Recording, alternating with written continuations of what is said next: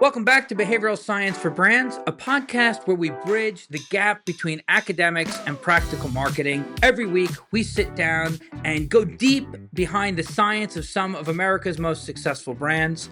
I'm Michael Aaron Flicker. And I'm Richard Shilton. And today, we're sitting with Nancy Harhut, a behavioral scientist, author, co-founder, and chief creative officer at HBT Marketing. Let's get into it. Nancy, welcome to Behavioral Science for Brands. Richard and I have made it our little mission to be on the hunt for the best applications in behavioral science in the world of marketing. And we are kindred spirits, Nancy. It feels like your work and all of your career has been leading to our work and our careers. And it's just so lovely to be together and to get to spend a little bit of time chit-chatting. Well, I am delighted to be here. Huge fans of your podcast and the books, and I am with you on that. We're like two peas in a pod, three peas in a pod, right? We're all just really interested in what influences behavior and what we might be able to do to influence it, a little bit more in the direction a marketer wants. So we're on the same page. Well, I know all of our listeners are going to love today's episode. But before we get into our conversation, if you'll indulge me, I'd like to give our listeners a little background about you. So as we said, you're the co-founder and chief creative officer at HBT Marketing and the author of Using Behavioral Science in Marketing. You specialize, in my own words, blending creative with decision science to get to more confidence in prompting results. You and your team have won over 200 international and national awards for marketing effectiveness. Some of the highlights: you helped generate 68 million in incremental revenue for Nationwide, and you created one of H&R Block's most successful campaigns. And on top of all that, you're beloved in the industry. You've been named one of the top 10 most fascinating people in B2B marketing. You're frequently on stages across the industry, multiple times at South by Southwest. And of course, you generously share yourself with podcasts. We're thrilled to welcome you today. And so I thought maybe, Nancy, we could start. Our listeners love stories. How did you get introduced to this industry? Where did you learn first hear about marketing? I know that you had a career at a number of very famous agencies. And then how did you come to consumer psychology and behavioral science? Sure. So it's a good question, and it's a bit of a windy road, but I'll try to keep it concise. I studied journalism when I was in college because I thought I wanted to write, and that was how you made a living, And then I was coming into my senior year, and I realized some of my friends would be way better journalists than I would. I would be acceptable, but I wasn't going to be, great. And I thought I'd better find something else. And so I took any kind of writing course I could: public relations, marketing, advertising, corporate communications. Eventually found my way into a marketing agency, and but not in a branding way, more in a response way. Relationship marketing, customer relationship marketing, direct marketing, performance marketing, call it what you will, database marketing, but much more of a response oriented. And I took to that. I liked it because there was a lot of testing, and you knew pretty quickly whether or not what you were doing got the response. Did it get someone to pick up the phone or walk into the store or send in the coupon or go to the online site, whatever it was. So I was really enjoying that. And then a mentor of mine recommended Robert Cialdini's famous book, Influence, The Psychology of Persuasion.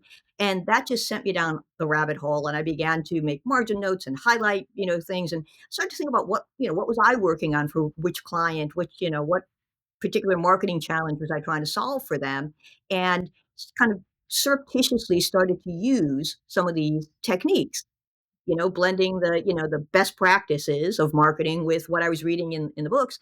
And when I started to see things working, that was the point of no return. I just, went down that rabbit hole, continued to use the work, and ultimately got to the point where my business partner and I hung out our own shingle, started our own agency, and that's specifically what we focus on: applying behavioral science to marketing best practices in order to increase engagement and response. So that's the long and windy road that got me where I am today. It's a lovely origin story. HBT is actually stands for, is it human behavioral triggers? Is what HBT stands for?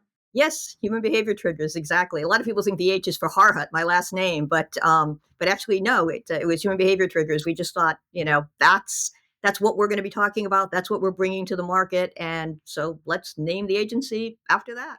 When you first read Cialdini's book, and you were using that in response to briefs, did you tell the clients that this is drawing on psychology, or were they just interested in the end results? So when I first started to do it, I was kind of quiet about it. I was like giving it a try and we'll see. And when I started to see the results, then when I would present the work, I would mention. And there was a real advantage to that, Richard, because sometimes you're a creative person. I was copywriter by trade, eventually became a creative director, but still, you're the creative and you're showing your work. And I think that a lot of clients always wonder, is this going to be effective, or is the agency showing it because they think it's cool or sexy or fun, or does the art director really want to be directing movies, and does the copywriter really want to be writing best-selling novels? And but I have a bottom line, the client, I have a bottom line that I need to pay attention to. And so I found that when I could present and explain, here's why I did this. There was a study that came out of Yale, Stanford, Harvard, whatever, that says this about human behavior. It gave me more gravitas, right? It was like I was more believable, more credible. And so I was like, all right, well, this is interesting. So it's not just Nancy thinks this is a good line, or Nancy thinks this is the way it should be. It's like Nancy thinks this because there was a study, because there was a test, because there was an experiment, because there's research that supports it. And I found that clients were really taking to that. And the more we began to infuse this into the work, the more clients wanted it. And it wasn't a matter of, well, all right, give it a try, or show me a couple of different versions, one with this, one without it. They were like, we're all in on this. You guys are onto something. We haven't found other agencies that do it this way. We're liking the results. So please take that approach. And so that's what eventually, like I said, we ended up just hanging out our shingle based on that. But initially, I was a little quiet because I wanted to see what was going on. As soon as I saw that my hunch was right and it was working, I started to talk about it, and it was an advantage. And I think it's a uh, under discussed benefit of behavioral science. I think there's the advantage that if you use behavioral science, it will give you a better chance of successful interventions. But the other part, from the agency perspective, is if you've got this evidence base to support your recommendations, it expedites the process rather than going round and round in frustrating circles where it's an argument from authority. I think having that independent, neutral, robust evidence base can make life a lot easier for agency personnel. Absolutely, 'cause it ceases to be your opinion against my opinion. There's some evidence that's going to support the approach we're taking. And then, my background is always, has always been in testing, and I also feel like, all right, if you really feel one way and I really feel one way based on the evidence, but let's test it, because honestly, not everything always works, right? If it works one time, it may not work the next time. If it works for one person, it may not work for the other person. You just never know. Until you get out in the marketplace, and your target market will really tell you what's working. My feeling is the behavioral science gives you a leg up in terms of what you're going to put out there and what you're going to test. It kind of stacks the deck in your favor, and you're going to be more likely to get that win. But I say to my clients, it's not that I can wave a magic wand and guarantee everybody is always going to do exactly what we want them to do. If that were the case, I'd own a private island someplace and we wouldn't be having this conversation. But I can stack the deck in your favor and make it more likely you're going to get the response that you want. But let's give it a test and let's see how things go.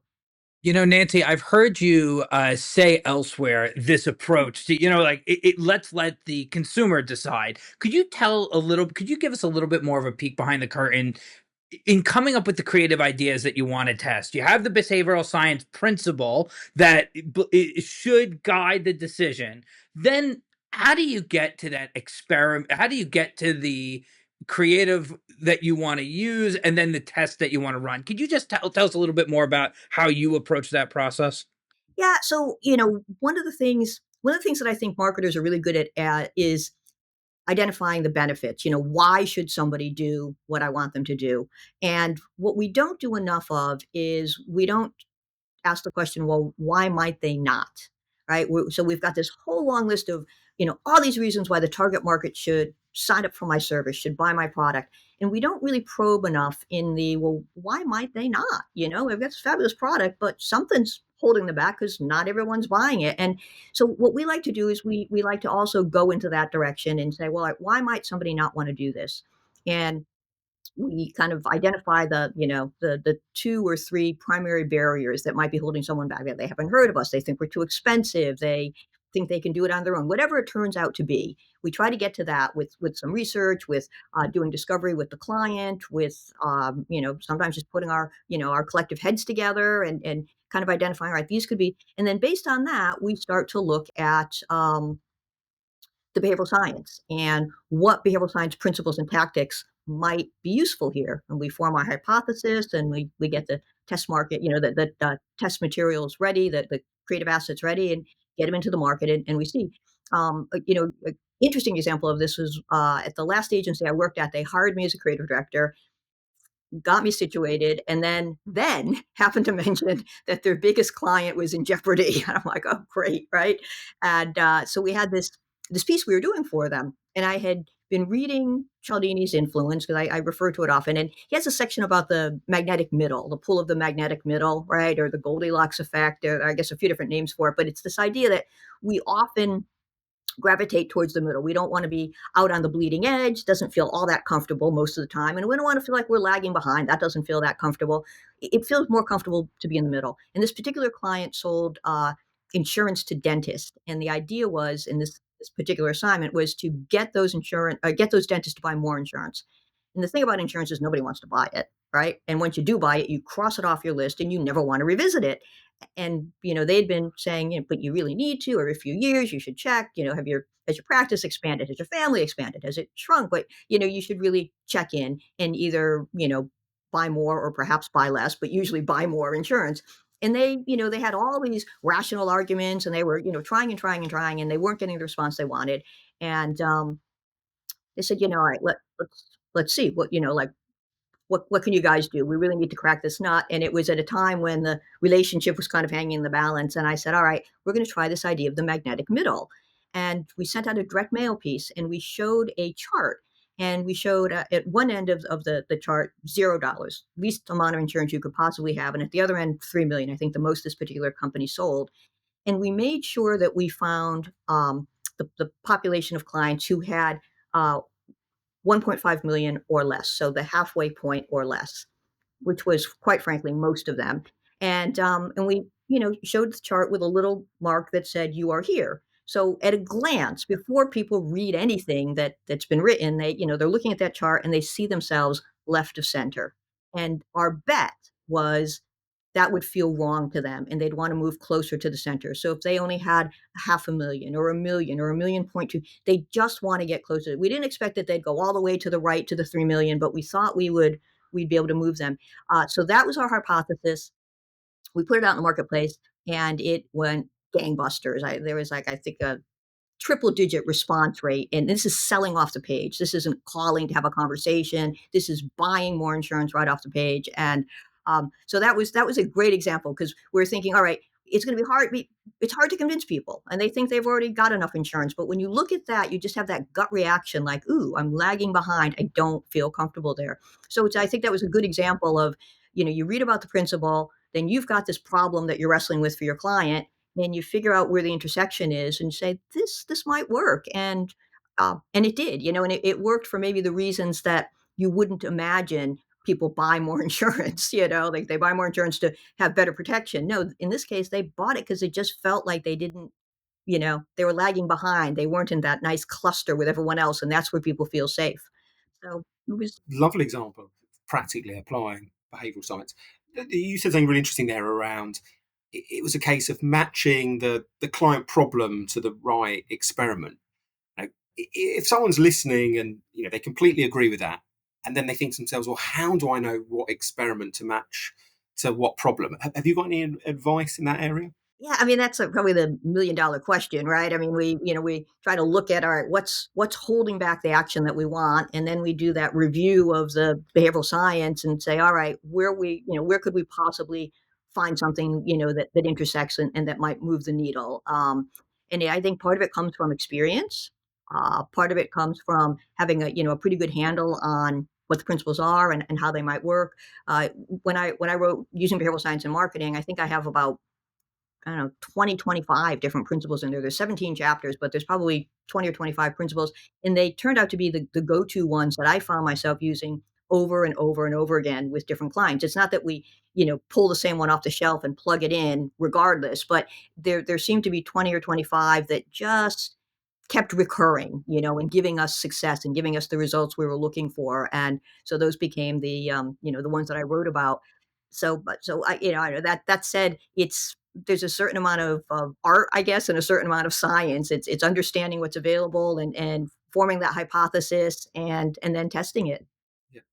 Um, and one of the things you've done is think about three campaigns that are particularly powerful examples of using behavioural science. Do you want to start by taking us through one of those? Maybe one that's featured in the book, perhaps. It's a brilliant book. Sure. Oh, thank you very much. That's very, very kind coming from you. Thank you. So yeah, so one of the ones I talk about in the book is from Nationwide Insurance, actually, and it was for their I shouldn't say Nationwide Insurance, it was Nationwide Financial because it was their financial arm of the company, and they had a group of financial advisors who were selling their products, retirement funds, things like that. But if you're a financial advisor, you can represent, several different companies. And these advisors had stopped representing Nationwide. They just stopped selling the products. And so Nationwide had, they had their wholesalers calling the reps, the financial advisors, and emailing them and trying to make contact and trying to get them back in the fold. And nothing was really happening. They weren't getting the response that they wanted. So there was this group that had just kind of gone dark. And it turned out that by the time Nationwide came to the agency where I was working, that group of financial advisors had gone dark for a year or more. So at that point, you say to yourself, all right, it wasn't that they were just on vacation for a month and that's why sales dropped off. It wasn't that, it was a cyclical thing. It's been a year. They either are out of the business of selling this, or they found another provider that they like better, right? I mean, it's kind of a hard, departure. And but Nationwide said, see what you can do to reactivate them. And so we decided to employ the principle of reciprocity, right? Which I'm sure your listeners are familiar with. When you get something from someone, even if you didn't ask for it, you feel obliged to return the favor, right? Whether or not you ask for it, if somebody gives you something, you kind of feel like you owe them a little bit. You're in their debt, and you want to erase that debt by reciprocating. So we sent these financial advisors an email and said, "We've picked out a gift especially for you. Watch your U.S. mail; it's coming really soon." And a few days later, in the mail, this box arrives, and in the box is a framed, signed New Yorker cartoon, and it was cute. It was some little kid going around the neighborhood selling insurance or financial services. It was germane to the target, and it had the target's name in the caption. So Michael, yours would have had Michael in it. Richard, yours would have Richard in it. So it's this personalized cartoon signed by the New Yorker artist, appropriate to your industry, framed, and it just shows up. You didn't ask for it, but there it is. And there's a short note from the wholesaler at Nationwide saying, "Hey, we've missed you. Have some new developments over the last several months. Would love to share them with you. They might help you build your practice." Right.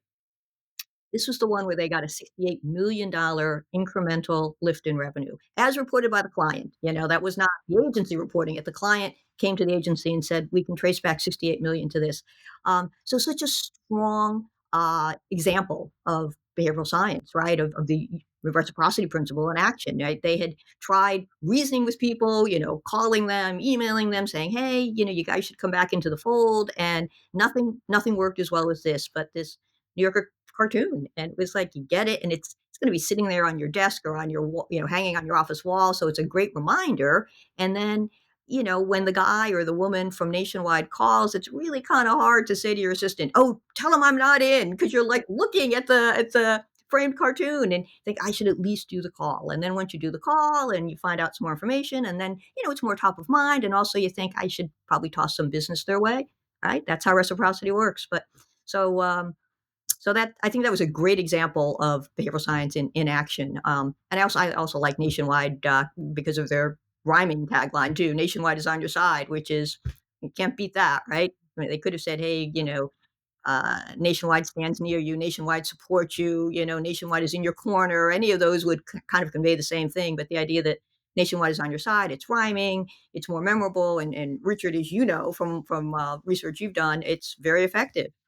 Yeah, yeah. So there's I suppose there's the original research by Matthew McGlone at Lafayette College where they came with that idea of the Keats heuristic.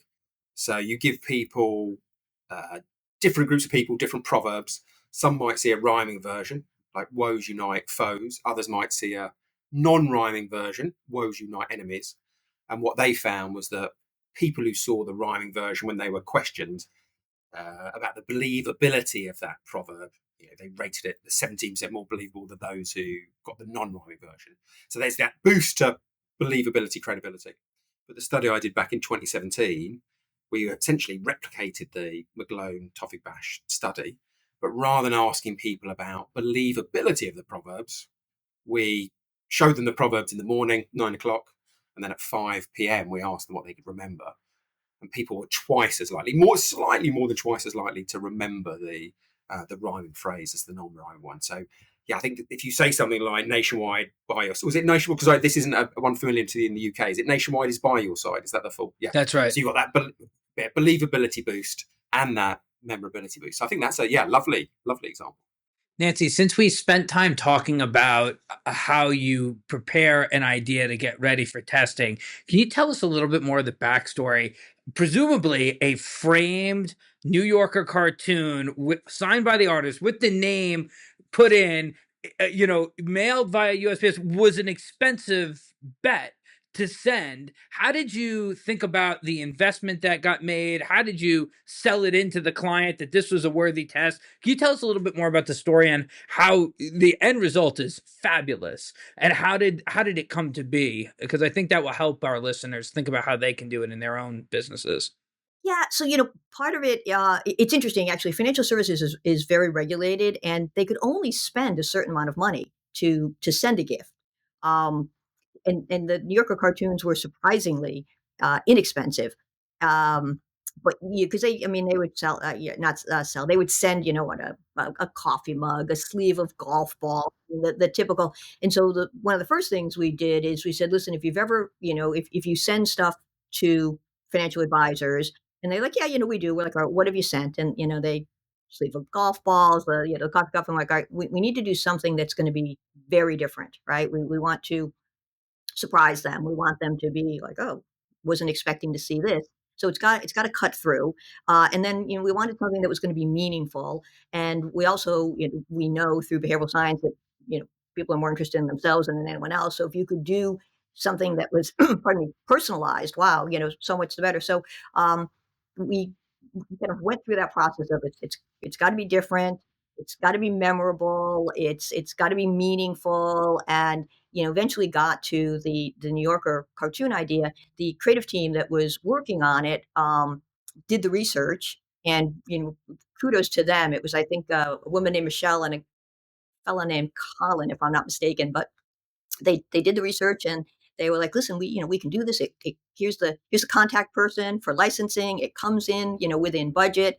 And when we presented it to the client, to their credit, they really cottoned to it. They're like, oh, this is really different. It's not what we usually send. And because it wasn't what they usually sent, it basically meant it wasn't what the industry usually sent. So it really was going to stand out because, as I said earlier, these financial advisors could work for two, three, four different providers, so they were being, marketed to by others in the industry. So we really wanted something that was going to be different, and this absolutely it filled the bill. I recently worked on a project for another company. They sell it was a B2B company as well, and they sell benefits to benefits administration to smaller businesses. So a small company could have like an HR and benefits department that was akin to a much larger one if they outsource through this particular client. And we ended up sending out a drone to people. And again, different, very engaging. Like this drone shows up in your office. How can you not, you know, take it out for a spin, right? Give it a try. Like it's the, even if it eventually goes home or goes to your kid, just, it's there in your office. You're going to give it a try, right? And they tracked back $2 million worth of incremental revenue from that. So I think the idea is you want something that's just a little different and that somehow you're drawn to it. Whether it's personalized because it's got your name on it, or whether it's something you could play with. And we're all, I don't know, we're all kids at heart, right? I was like, man, if that showed up in my office, I'd give it a spin. Um, and the great thing about drones is the price has come down. 10 years ago that they would have been incredibly expensive, but so nice. There's something nice in reciprocity. And I think in your book, Using Behavioral Science in Marketing, you talk about a nice study that tries to decouple the expense of a gift generating a greater impact of reciprocity, and then almost the thoughtfulness, the personalized nature. Could you take us through that? Do you remember I think it was the sweet. I think it's called sweetening the till. If that rings any bells, it was the Stromet candies at to generate bigger tips at a restaurant. Um, the one where sometimes the waiter comes out and gives people, 1 mint, and they give 3% more with the tip. Sometimes they give 2 mints, they give 14% more, and then there's other occasions where they give 1 mint, they walk away, and they turn and then say, "Oh, because you've been really nice, here's another mint." And it was that was the most successful. So that was the one I think had the 23-24% increase in tips. So I thought that I love that in the book because it seemed to be indicating that yes, bigger gifts uh, end up with a greater reciprocal effect. But actually, the thing that really counts is making that person feel like they have been specifically chosen. This is something that thought has gone into, and that's why I love the New York cartoon so much. Nationwide didn't just throw cash at the problem; they threw time, effort, and creativity. Yeah, something that made people feel, "Wow, I matter to this company. They know who I am, right? I'm not just some number, some faceless financial advisor. Like they know who I am, and they've sent me this personalized gift." And yes, it took me. I wasn't quite sure which study you were referencing, and then once you started, I was like, right, right, right. But yeah, it's like give somebody, the mint is pretty much expected when the check comes, but when that second mint showed up, the tip goes up. But then when they redid it with like you said, the first mint, and you turn to leave, and then you're like, oh wait a minute, and you turn back as if it was like, oh wait, well for Richard and Michael, I'm going to put a second mint down, as if I'm not going to do that for everybody, but you know these two came in for lunch, and I want to take care of them, and that the tip went up so much that it went up beyond covering the cost of the second mint, right? You could, if you didn't want the second mint, you could have just left it there and tipped the way you were going to. Or if you really felt like, oh, they give me 2 minutes, I got to cover the cost, you give them a little bit more, but it went up considerably more than it would have been to cover that. And you're absolutely right. It was this idea of, I matter to them. They're taking care of me. We frequently go to a restaurant here on Cape Cod where I am for the summer called the Lobster Pot. And because we come in often, they recognize us. And very often, almost every time, I would have to say that we come in, there are flowers that are put on our table. And you would say, well, okay, that's nice. It's a restaurant, but not every table has flowers. But when they see us come in, they run over and they make sure that we have a little vase of flowers on our table. And it's just their way of acknowledging, your regular customers. We're happy to see you again. It doesn't cost them anything. They have a certain number of flower arrangements throughout the restaurant, right? That are going to be there for ambiance, but they make sure that one of them ends up at the table we're at, just because they know who we are, and it's a nice little touch, right? That's a lovely example. I think sometimes the best behavioral scientists are small businesses. People who are dealing with customers day in, day out, and they're paying attention to what actually affects people behaviour. Are there any other examples within the lobster pot where you've seen? Oh my God, it's funny. They're like all over it, and I'm not sure. I don't think it's like they read my book and they're doing it. They were doing this before my book came out. I'm not sure they've ever read my book, but uh, although maybe they have, it would be nice to think they have. But anyway, but no, they're just so good. I mean, first of all, their food and their service are great, so that absolutely accounts for something. But they don't take reservations. So what happens is you're walking through the center of town, and there's this huge long line, this queue of people waiting to get in. So right away you're thinking, what, social proof, right? Like, wow, the restaurant must be good if all these people are waiting, and they have these velvet ropes, kind of, stopping you from going in. It's like, I don't know, being queued up in front of some exclusive nightclub or something, but they've got these velvet ropes and they're preventing you from going in, and there's all these people. And they have signs on the front of the restaurant that says they were voted, best of in Cape Cod Life, or Zagat's, or Yelp, right? The different reviews. So you've got that kind of social proof.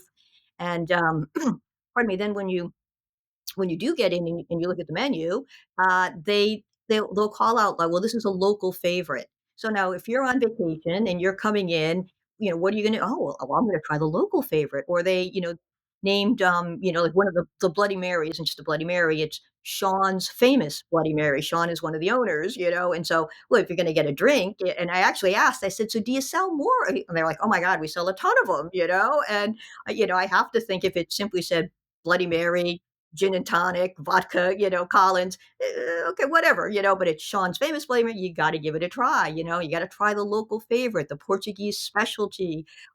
So they do, a lot of things like that. And then I guess at one point, very early in his career, the celebrity chef Anthony Bourdain worked there, right? Oh Like wow. when he was just starting, exactly. And that's again, oh, now when he was very young, he was like, in the kitchen, probably chopping vegetables. I mean, he was very, very young in his career, way before he was famous, but he worked there. And so, they put that out, and people have the same reaction, that you just had, Richard, that I had, which is like, oh, wow, Anthony Bird, how about that? Got to get myself in there. And so they do a lot of things really, really well. And they're a small business. They're not nationwide, right? They're not some, multinational company. They're a small family-owned restaurant that has fabulous food and fabulous service, but they also seem to have an innate understanding of customers, and you know what what motivates people. Like, they're very warm. They circulate. They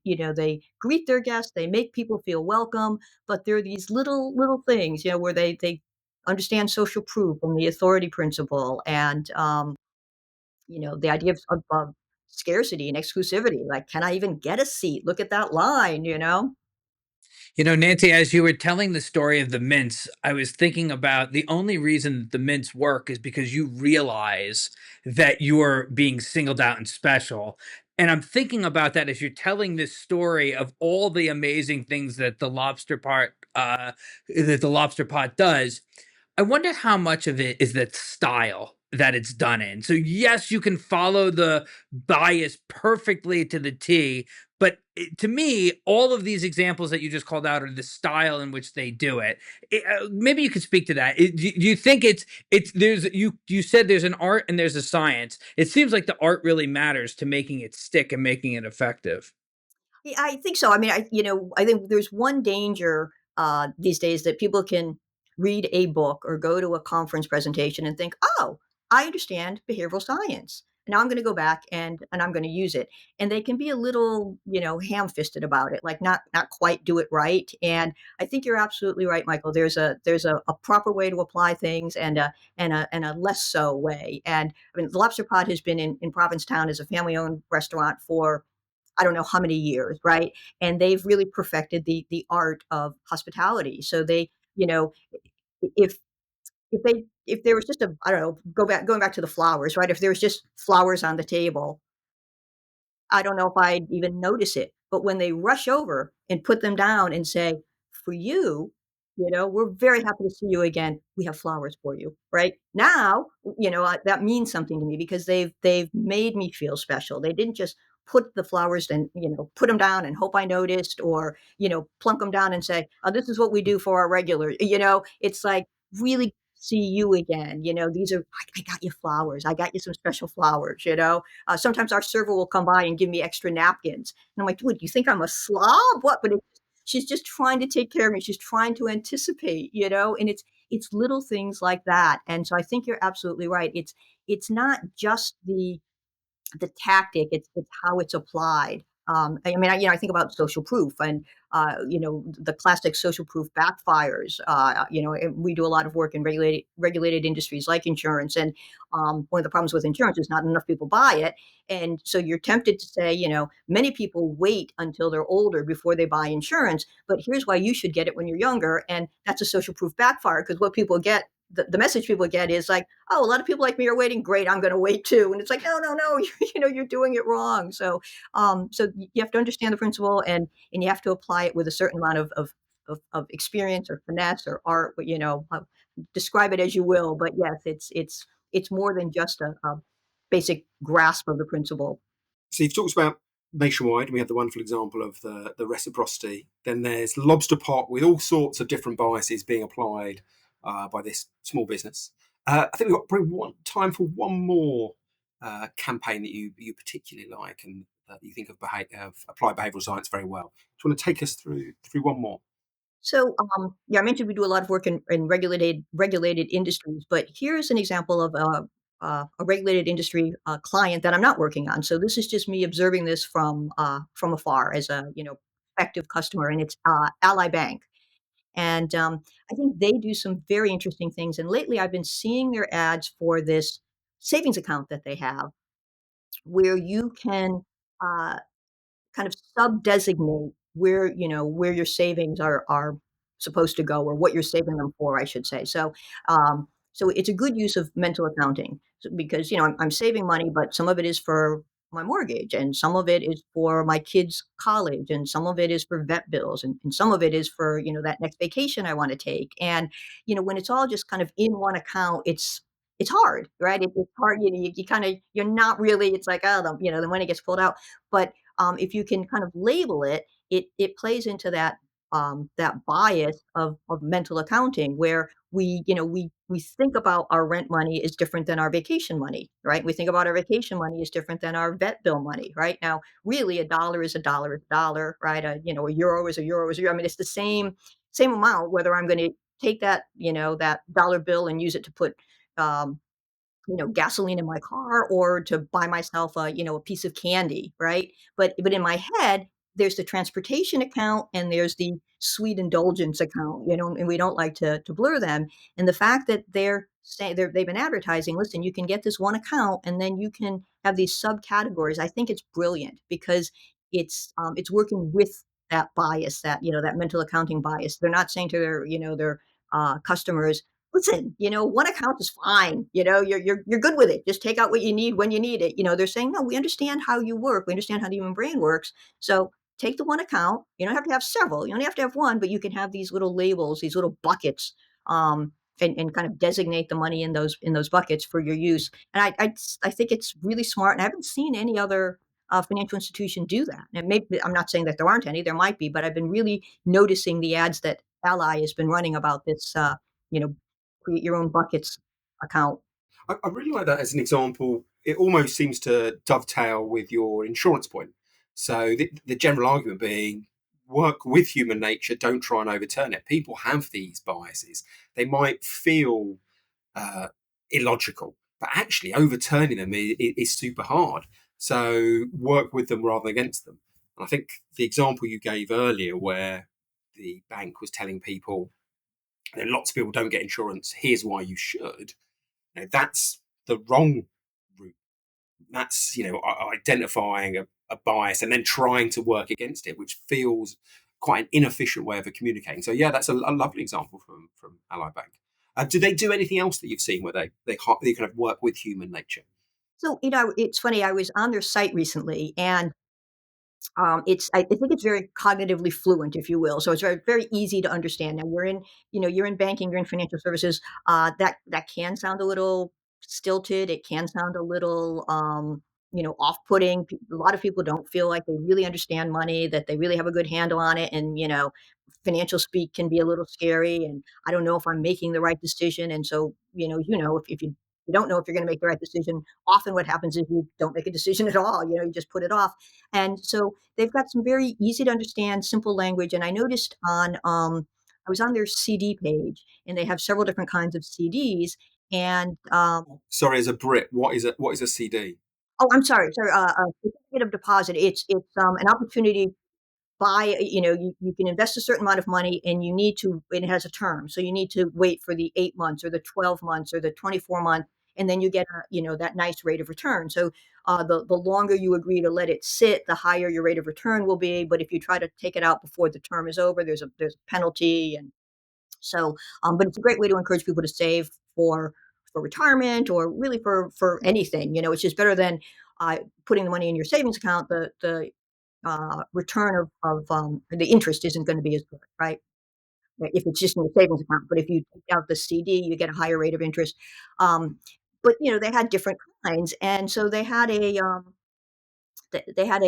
best for section. So you read about, the brief description of here's this particular CD and it says best for, and they just put it in plain English. Like, all right, if I'm trying to accomplish this, this is the one I should get, and it helps people make the decision, if they're ever comparing and contrasting two or three different ones. Okay, this is best for, short-term savings. This is best for maybe saving for a young child's college education because you've got a longer time horizon or, whatever it was. But I just found that best for to be incredibly helpful, very, very cognitively fluent. I was a little disappointed though, because I think it was a year, 2, 3 years ago. I don't know, I'd been on their site looking at their CDs, and they had a great little banner ad that said, "We asked the uh, future you if you wanted more money, and you said yes." And I thought that's such great example of temporal discounting, right? Like we or present focused bias, whatever, like we want what we want and we want it now and we don't want to save money. So if I have $100 in my hands, I'd rather go out to dinner and a movie than I would prefer to put it into a certificate of deposit or any kind of bank account, right? I want that. And but they said, hey, look, we asked the future you if you wanted more money, and you said yes. And you read that and you think to yourself, well, that makes perfect sense because if you asked the present me if I wanted more money, I would say yes. So it makes sense that the future me would also want more money. Maybe I should think about getting one of these certificates of deposit and stashing some money aside for the future. And I loved it. I was disappointed to find that they had taken it down, but you know how it is. You refresh your website, and Things get moved. yeah, yeah. But I was also delighted to find that they had the best for edition, which was again very cognitively fluent and I think very helpful for their customers and their potential customers. Nancy, I've heard you speak of cognitive fluency before, and sometimes you have raised an Oppenheimer study that looked at, tell me if I'm going to get this right, that looked at abstracts of scientific journal articles, and he would replace just the longest words with shorter words. And when he put it in a study, those with the shorter words were seen to be smarter as authors. Is that right? Is that what the study reveals? Yes, it was abstracts of PhD, I know, thesis papers or something. So I don't know if it was scientific journals or if it was their dissertation, but they grabbed the abstracts and they replaced every word of 9 letters or longer with a shorter synonym. And then they asked people to they ran the test. You'd read the original or you'd read the revised with the shorter words, and people found the ones with the words easier to understand. Okay, probably not a big surprise, but as you say, they rated the author as more intelligent. And a lot of times in marketing, particularly in B2B marketing, but a lot of times in marketing, we think we need to use the big words, the jargon, the run-on sentences, the thick paragraphs, the acronyms, because that proves how smart we are, and that's in a way respecting how smart our audience is, and they must expect it. And I'm dealing with college educated professionals, and so therefore I need to use this. And here you're talking about PhD dissertations, and still these are very, very smart people. They still preferred the simpler, easier to understand language, and they thought that the authors were smarter. So we're in many cases in marketing, we're like killing ourselves to obfuscate the message, right? Okay, and simpler language would serve everybody better, right? Just make it plain and simple. People prefer things that are easier to think about and easier to understand. They judge them to be more truthful, more accurate, and they feel more confident in their ability to make a decision about them. And at the end of the day, in marketing, that's what we want, right? We want people to make decisions, and if people don't feel confident, they're not going to make them. if we're going to talk about that paper, I think the best thing about it was the title. So often academic papers are a little bit dry, but the title for that one was "Consequences of Erudite Vernacular, Utilised Irrespective of Necessity," and then there was a colon, "Problem with Using Long Words Needlessly." And I think of all the academic papers I've ever read, that's the only one that's ever made me laugh reading it. So brilliant in two respects: a very simple and powerful insight, and then a little bit of humour to line up. Well, and they prove the point, their title, you know? That's right. Nancy, this has been a lovely, lovely chat. As we come to a close, we wanted to ask you one final question. And maybe we've hit it in our conversation, or maybe not yet. If you had to choose just one, your favorite, all time favorite application of behavioral science, what would it be? What do you think is the one that you love most of all the examples, either that we've talked about or we didn't get to raise today? So I think maybe what he was going to say, and I'm putting words in his mouth here, is if there was one like book or podcast that you would recommend that people can find more about behavioral science, what's the thing that you would suggest? Well, I mean, I have to say I'm a huge fan of this podcast. I listen to it when I go out for my exercise walks. No, I'm serious. And I did read that there is a forthcoming book, your third, I believe, but it'll be the first that's a co-collaboration with you and Michael. So that is the top of my list as soon as it comes out in terms of, the next piece of reference material I want to check out to stay on top of the business. So those are my two recommendations right there. Oh, Nancy, well, and I haven't even bribed you with a New York cartoon to get that recommendation. That's very kind of you. Um, And then what about if people want to find out more about you? Have you got a newsletter, or do you post a lot on LinkedIn or Twitter? Where could they find out more? Are you speaking soon at any conferences?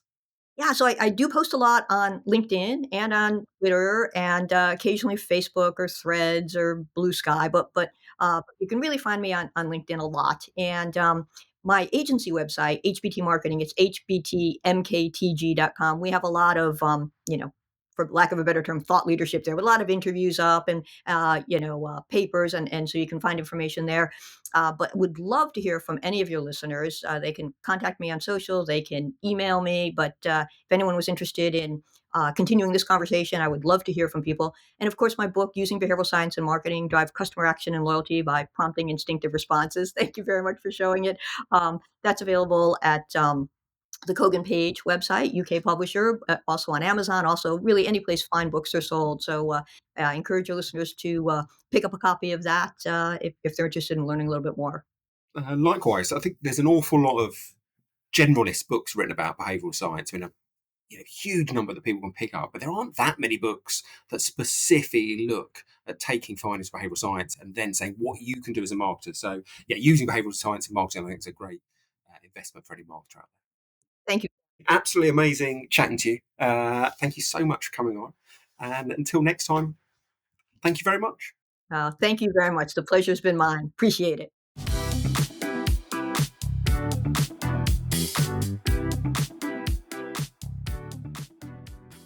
Behavioral Science for Brands is brought to you by Method One. Recognized as one of the fastest growing companies in America for the third year in a row, featured on Inc.'s 5,000 list. Method One is a proudly independent creative and media agency grounded in behavioral science. They exist to make brands irresistible, helping people discover products, services, and experiences that bring moments of joy to their lives.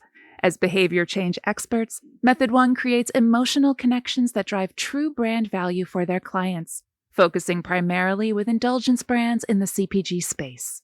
Find out more at methodone.com.